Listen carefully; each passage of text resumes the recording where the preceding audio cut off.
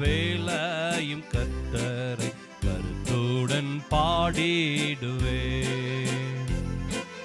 காலையும் மாலைய வேளையும் கர்த்தரை கருத்துடன் பாடிடுவே. பரிசுத்தர் பரிசுத்தர் பரிசுத்தர் என தூதர் பாடிடும் துனி கேட்குதே. பரிசுத்தர் பரிசுத்தர் பரிசுத்தர் என தூதர் பாடிடும் துனி கேட்குதே.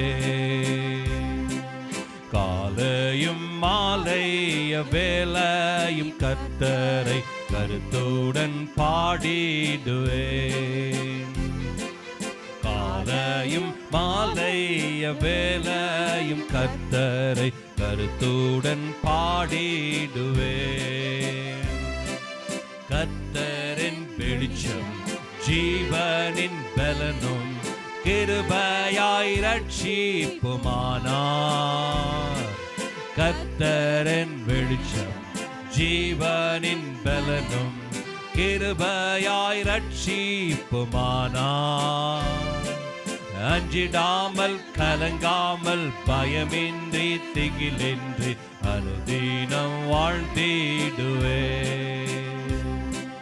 அஞ்சிடாமல் கலங்காமல் பயமின்றி திகிலின்றி அனுதினம் வாழ்ந்திடுவே. காலையும் மாலைய வேளையும் கர்த்தரை கருத்துடன் பாடிடுவே. காலையும் மாலைய வேளையும் கர்த்தரை கருத்துடன் பாடிடுவே.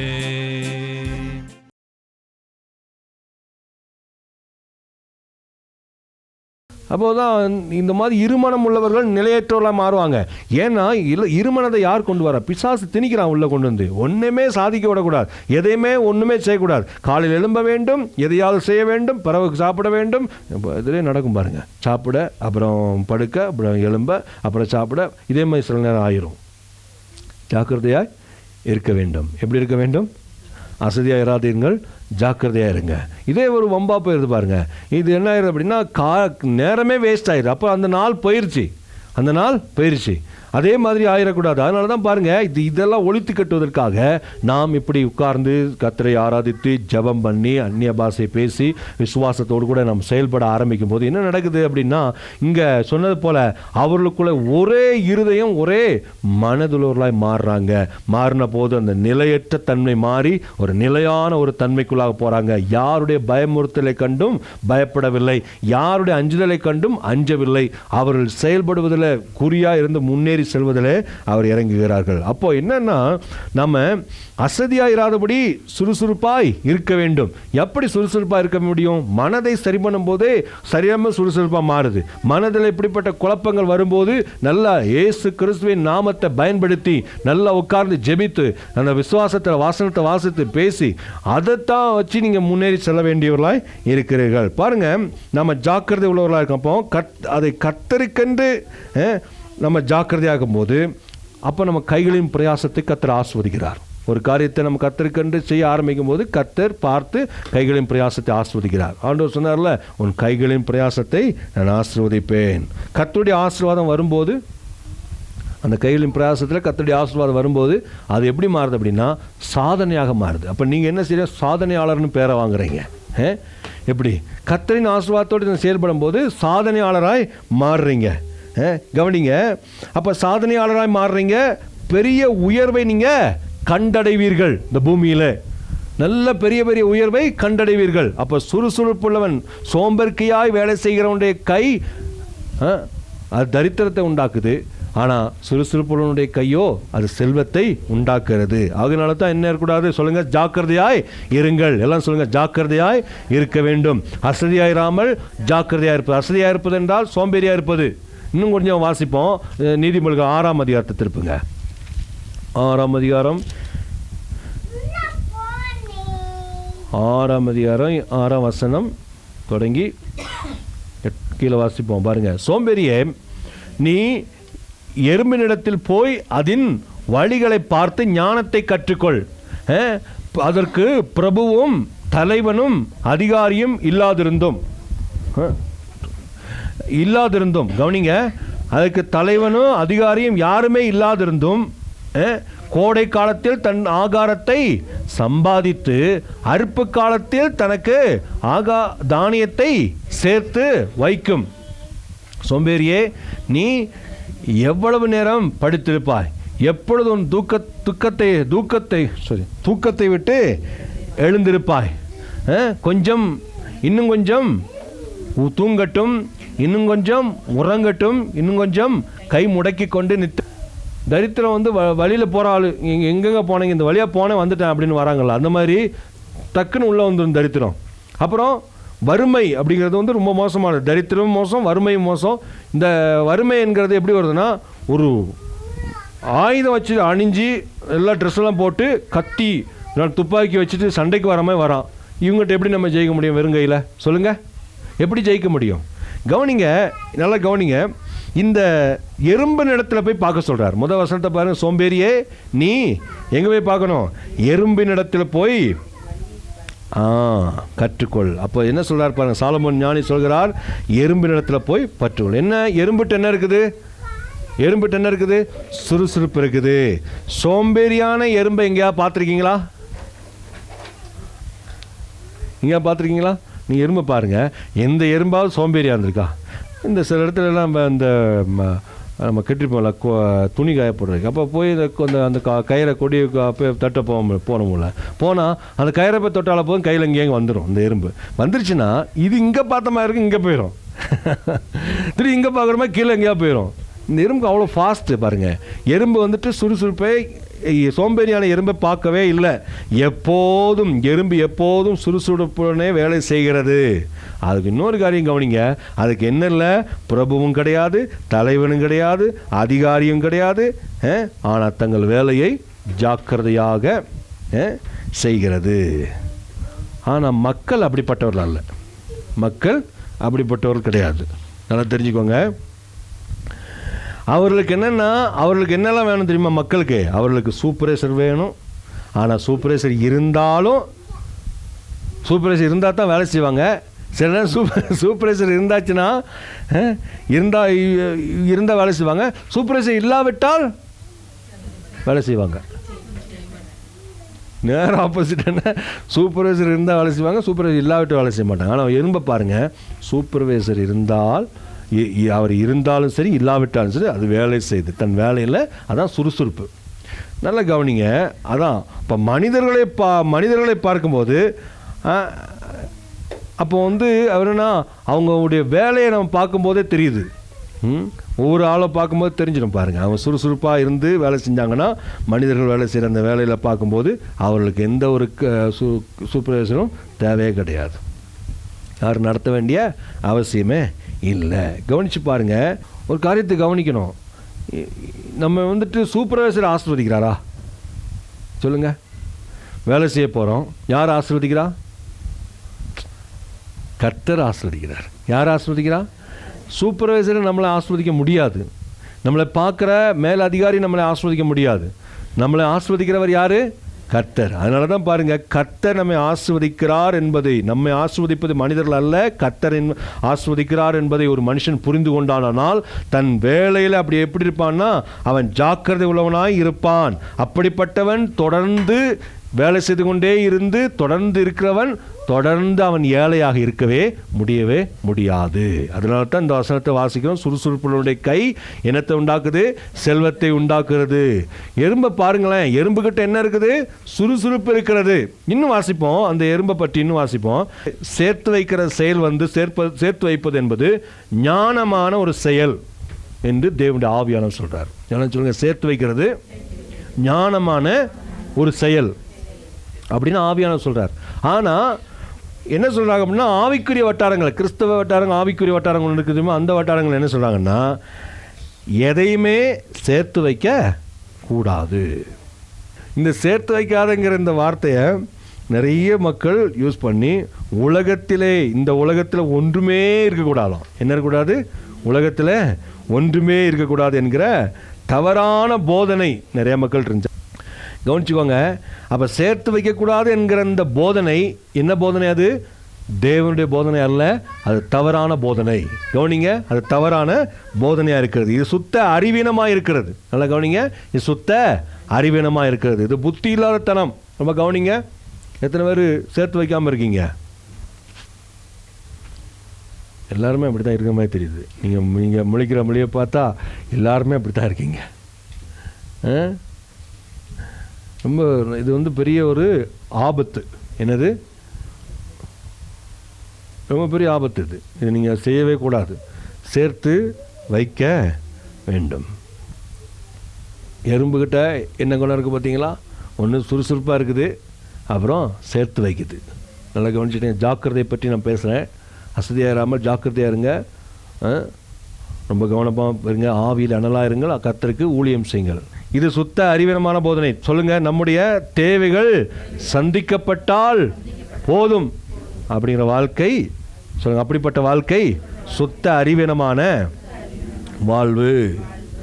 ஆண்டவர் வனாந்திரத்தில் 5 அப்பத்தையும் 2 மீன்களையும் போஷித்தார். இதை வச்சு ஜனங்களை போஷித்தார். கிட்டத்தட்ட 5000 புருஷர்கள் சாப்பிட்டார்கள்னு போட்டிருக்குது.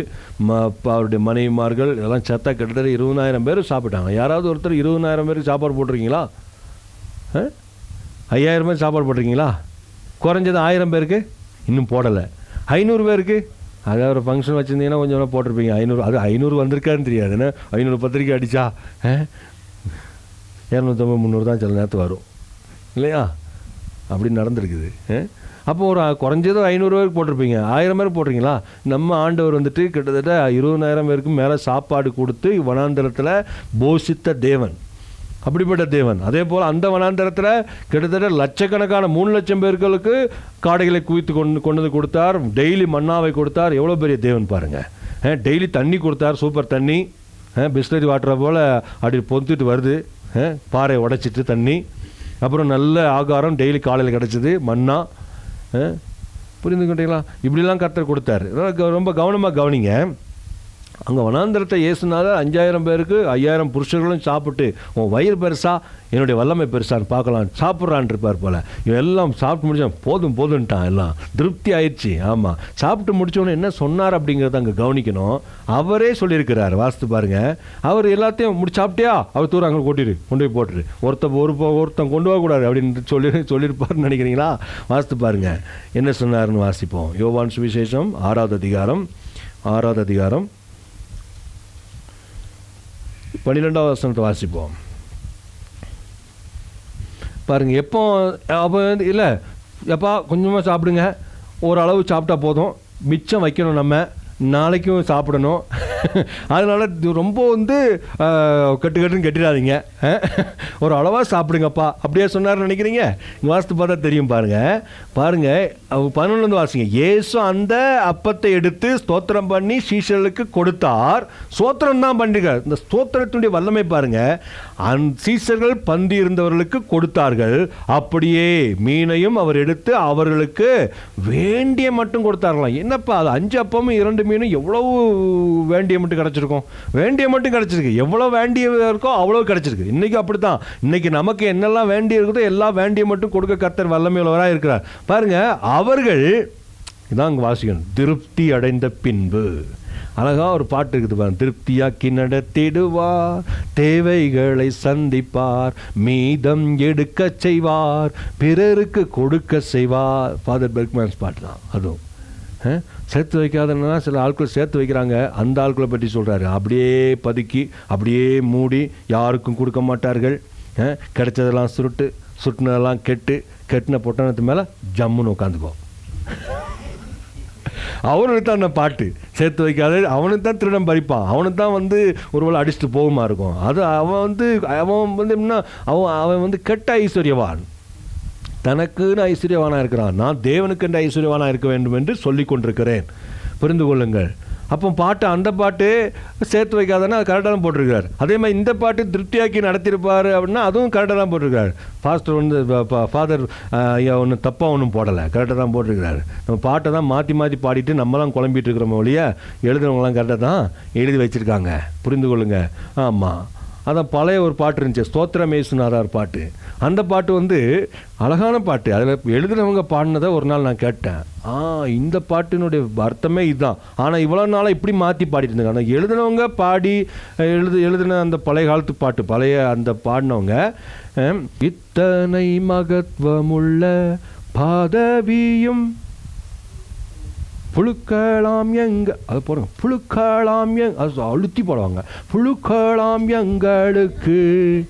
நானும் கூட சேர்ந்து அப்படிதான் இருக்கும் போல, நம்ம புழு தானே, நம்மளாம் வந்து புழுக்கள் பிரதர் சிஸ்டர். அவனு நாங்களும் அப்போதான் புழுக்கள் அப்படின்னு நினைஞ்சிட்டேன். நம்ம தான் ஏற்கனவே எழுதிடுமே புழுக்கள் தான் போல அப்படின்ட்டான். புழுக்கள் அல்ல, அது அப்படி போடலை. மகத்துவமுள்ள பதவியு பூவினில், இப்பூவினில் அழகாக போட்டிருக்காங்க. அந்த பழைய பாட்டை நான் எழுதி வச்சுட்டேன். ஆனால் இங்கே போட்டிருக்கதே இப்போலாம் புழுக்கலாம் தான் போட்டிருக்காங்க. கரெக்டாக வந்து அது வந்து எப்படின்னா அவங்க அப்படி எண்ணத்தை அப்படி எழுதிட்டாங்க. அது எப்படிங்க நம்மலாம் இந்த பூமியில் அதான் தேவன் அப்படிங்கிற வார்த்தை வந்துச்சு. நம்மளாம் தேவனை போல் சிருஷ்டிக்கப்பட்டிருக்கிறோம்னு சொல்லி எழுதப்பட்ட வார்த்தை வந்தோடனே இந்த டிரான்ஸ்லேட் பண்ண தமிழர்கள் இருக்கிறாங்களா, ஒருத்தர் டிரான்ஸ்லேட் பண்ணாங்களாம்.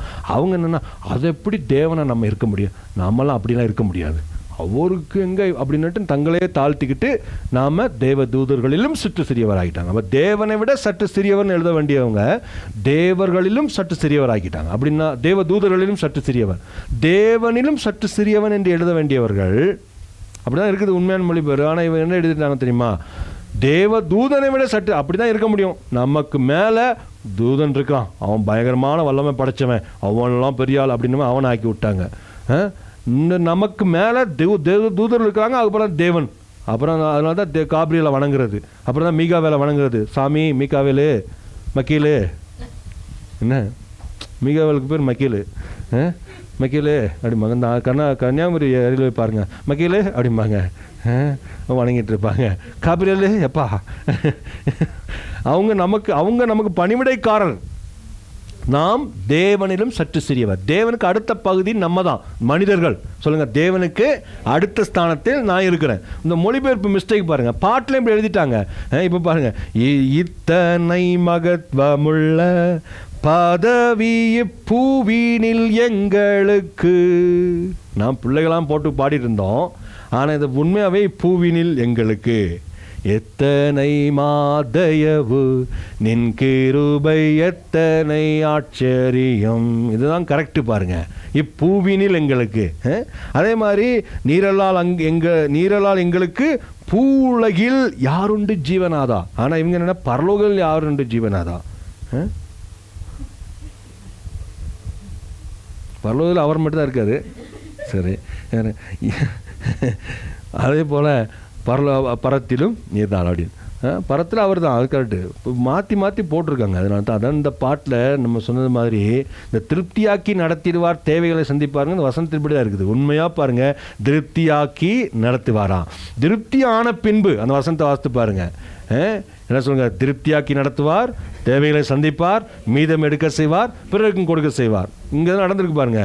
திருப்தி அடைந்த பின்பு அவர் தம்முடைய சீஷர்களை நோக்கி என்ன செய்யணும், ஒன்றும் உங்களுக்கு ஒன்றும் சேதமாய் போகாதபடிக்கு மீதியான துணிக்கைகளை எப்படி என்ன செய்யுங்க, சேர்த்து வையுங்கள். எல்லாம் சொல்லுங்க, சேர்த்து வைக்க வேண்டும். அப்போ சேர்த்து வைக்கும்படி இயேசு கட்டளையிட்டிருக்கிறதை நாம் இங்கே பார்க்குறோம். ஆகவே சேர்த்து வைப்பது ஜாக்கிரதை உள்ளவர்களுடைய செயல். எல்லாம் சொல்லுங்க, சேர்த்து வைப்பது ஜாக்கிரதை உள்ளவர்களுடைய செயல். புரிந்து கொள்ளுங்க. இனிமேல் இந்த 4 மாதம் உருப்படியாக செய்யுங்க வேலையை.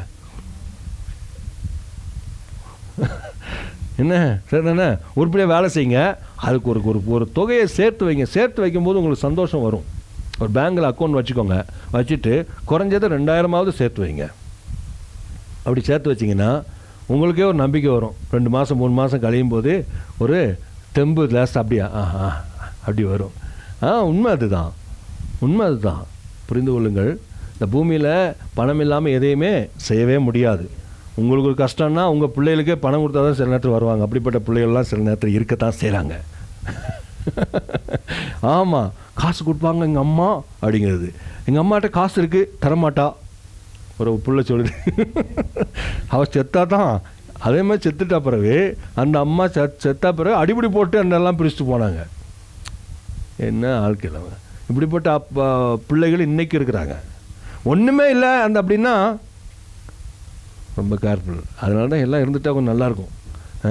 அந்த பிள்ளைகள் எல்லா பிள்ளைகளும் நல்ல பிள்ளைகள்னு சொல்லவும் முடியாது. ஆனால் வளர்க்குற ஆட்கள் நீங்களும் பிள்ளைகளை நல்லா சொல்லியே வளர்க்கணும். அது நீங்கள் கவனமாக இருந்தீங்கன்னா எல்லாமே கவனமாயிரும். ஜாக்கிரதை உள்ளவர்களாய் இருக்க வேண்டாம். சேர்த்து வைக்கிறதுங்கிறது ஜாக்கிரதை உள்ளவர்களுடைய செயலாக இருக்கிறது. ஊதாரித்தனமாய் எரிந்து போட்டு விடுவது சோம்பேறிகளின் செயல். பார்த்தீங்களா? இப்போ வந்து அப்போ அப்படி போட்டு போகிறது இல்லை, சேர்த்து வைக்கிறது. புரிந்து கொள்ளுங்கள். இவங்களுக்கு சொல்லுவாங்க, எனக்கெல்லாம் 100 ரூபாலாம் சாதாரண காசுங்க, நிசார காசு, 500 ரூபாலாம் பெருசாக ஒன்றும் கிடையாது. அடுத்து 500 ரூபாய்க்கு தடவிட்டு இருப்பாங்க. அப்போ தான் வந்து கண்ணீர் வடிப்பாங்க. புரிந்து கொண்டீங்களா? கையில் கிடச்சிட்டா உடனே இவர் செலவில் வந்து மண்ணை இவர் கையில் 500 ரூபா வந்துருச்சுன்னா எங்கே போகுதுன்னு தெரியாது, 5 நிமிஷத்தில் போயிடும் இந்த காசு. நம்முடைய நல்ல எதிர்காலத்துக்காக, நம்முடைய பிள்ளைகளுடைய எதிர்காலத்துக்காக சேர்த்து வைக்க வேண்டியது அவசியமாகும். ரொம்ப ரொம்ப அவசியம். புரிந்தவங்களுக்கு சேர்த்து வைக்க வேண்டும். அநேகர் என்ன நினைக்கிறாங்கன்னா, இயேசுநாதர் வருவார்ல, அவர் கூட போயிடலாம் அப்படின்ட்டு. இப்படி கடன் வாங்கிட்டு இப்படி நினைக்கிறது. இயேசுநாதர் வர்றதுனால இவங்க என்ன நினைக்கிறதுனா, இயேசுநாதர் வரப்போகிறார், ஆகவே நாம் எதற்காக சேர்த்து வைக்க வேண்டும், நாம் எதற்காக சேர்த்து வைக்க வேண்டும். நான் சொல்கிறேன், இயேசுநாதர் வரப்போகிறார் உண்மைதான். ஆனால் இயேசுநாதர் சொன்னார், நான் வரேன்னு சொன்னார். ஆனால் அவர் வந்துட்டு அவருக்கு வந்து ஒரு நாள் 1000 வருஷத்தை போல. புரிந்து கொள்ளுங்கள், அது தெரிந்து கொள்ளணும். ஒரு நாள் அப்படின்னா 1000 வருஷத்தை போல. ஆனால் வர்ற அன்னைக்கு நம்ம இயேசுநாதர் இன்னைக்கு வர ஆரம்பிச்சுங்க, இப்போ வந்துட்டு ஆரம்பிச்சுங்க, என்ன நடக்கும்? வேதத்தில் பவுல் சொல்கிறாரு, நாம் ஒரு நொடி பொழுது இப்படி சொல்கிறாள், இந்த செகண்டில் மறுரூபமாயிருமா. அப்படின்னா மறுரூபமாய் அவரோட போயிடுவோமா? இயேசு கிறிஸ்துவின் பிள்ளைகள் அவரோடு கூட போயிடுவோம். அவர் வராருன்னா எப்படி? பிரச்சனையே கிடையாது. ஆனால் அது வரைக்கும் அப்படின்னா இப்போ வரல அவர் அப்படின்னா என்ன செய்யணும் தெரியுமா? நீங்கள் எறும்பிட்ட போய் கற்றுக்கோங்க. அது கோடை காலத்தில் தன் ஆகாரத்தை சம்பாதித்து சேர்த்து வைக்கிறது, சுறுசுறுப்பாக இருக்கிறது. ஜாக்கிரதை உள்ளவனுடைய கை ஐஸ்வர்யத்தை, செல்வத்தை சம்பாதிக்கும். அல்லேலூயா. செல்வம் நல்லது, ஐஸ்வர்யம் நல்லது. இது தேவனே கொடுக்குறாரே ஒழிய மனிதன் யாரும் இதை கொடுக்கலை.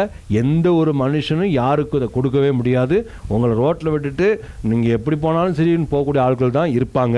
ஆகவே உங்களுடைய இருதயத்தில் ரொம்ப கவனமாக இருக்க வேண்டும். சொல்லுங்கள், கர்த்தருடைய ஆசீர்வாதங்களை வாக்குத்தத்தங்களுக்குள்ளாக வைத்திருக்கிறார். அந்த வாக்குத்தத்தங்களுக்குள் இருக்கக்கூடிய ஆசீர்வாதங்களை நான் சுதந்திரிப்பதற்கு, நான் எடுத்துக்கொள்வதற்கு அசதியாயிராமல் ஜாக்கிரதையாக இருக்க போகிறேன்.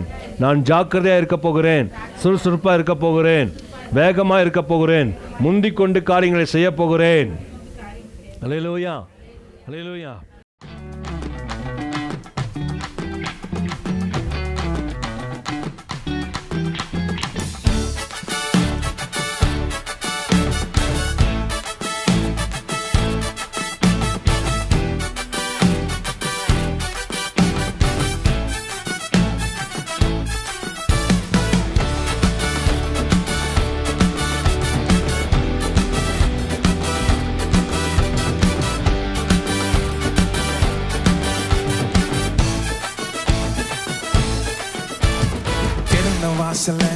என் முன்னே வச்சிங்க, தடை இல்லாமல் பிரவேசிக்க உதவி செஞ்சீங்க. சின்னவன் என்ன பெருக செஞ்சீங்க, நான் நினைச்சு கூட பார்க்காத வாழ்க்கை தந்தீங்க. திறந்த வாசல்ல என் முன்னே வச்சிங்க, தடை இல்லாமல் பிரவேசிக்க உதவி செஞ்சீங்க. சின்னவன் என்ன பெருக செஞ்சீங்க, நான் நினைச்சு கூட பார்க்காம. நன்றி நன்றி நன்றி தேவா, நன்றி நன்றி இயேசு ராஜா. நன்றி நன்றி நன்றி தேவா, உங்க கிரியைகளில் மகிழ்கிறோம் நாதா. நன்றி நன்றி நன்றி தேவா, நன்றி நன்றி இயேசு ராஜா. நன்றி நன்றி நன்றி தேவா, உங்க கிருபையில வாழுகிறோம் நாதா.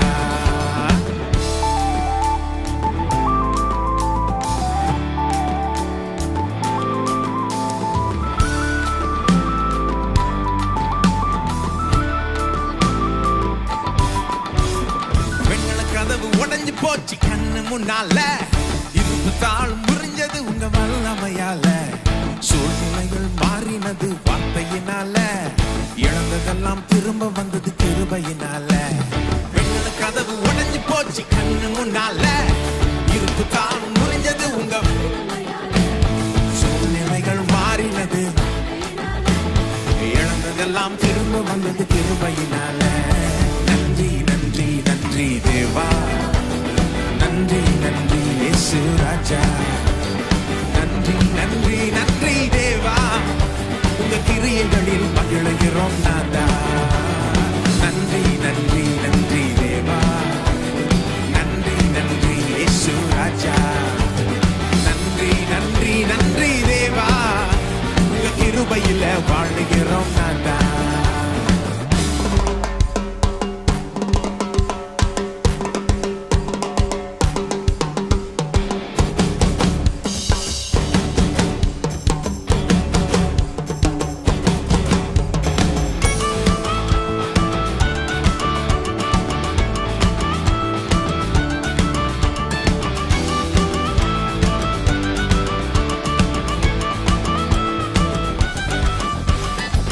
சேக்கு போனதால கவலையே இல்ல, சித்தனாவும் போனதால கவலையே இல்ல, இடம் கொண்டு நான் பெருக நினைச்சதுனால, ரகபோத்தை தந்தீங்க கிருபையினால.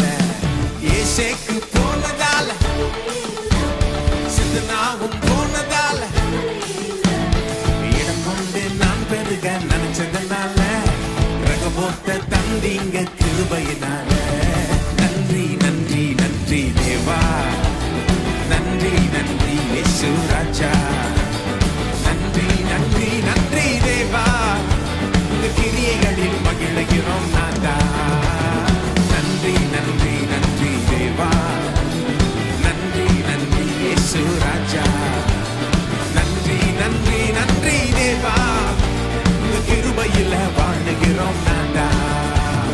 திறந்த வாசல்ல என் முன்னே வச்சீங்க, தடை இல்லாமல் பிரவேசிக்க உதவி செஞ்சீங்க, சின்னவன் என்ன பெருக செஞ்சீங்க, நான் நினைச்சு கூட பார்க்காத வாழ்க்கை தந்தீங்க. திறந்த வாசல்ல என் முன்னே வச்சீங்க, தடை இல்லாமல் சின்னவன் என்ன நான் நினைச்சு கூட பார்க்காத வாழ்க்கை